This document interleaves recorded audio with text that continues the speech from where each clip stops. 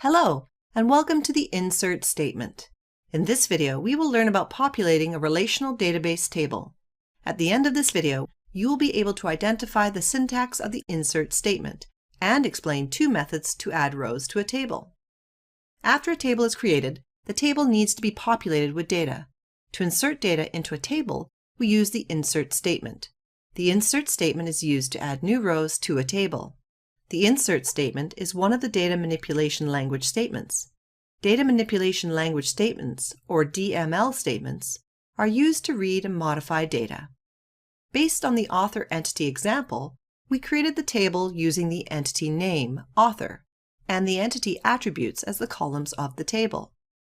Now we will add the data to the author table by adding rows to the table. To add the data to the author table, we use the insert statement. The syntax of the insert statement looks like this: insert into table name, column name, values.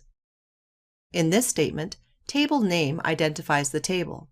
The column name list identifies each column in the table, and the values clause specifies the data values to be added to the columns in the table.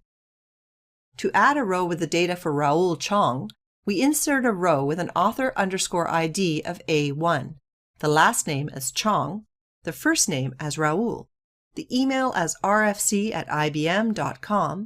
the city as Toronto, and the country as CA for Canada. The author table has 6 columns, so the insert statement lists the 6 column names, separated by commas, followed by a value for each of the columns, also separated by commas. It is important that the number of values provided in the values clause is equal to the number of column names specified in the column name list. This ensures that each column has a value. Tables do not need to be populated one row at a time. Multiple rows can be inserted by specifying each row in the values clause. In the values clause, each row is separated by a comma.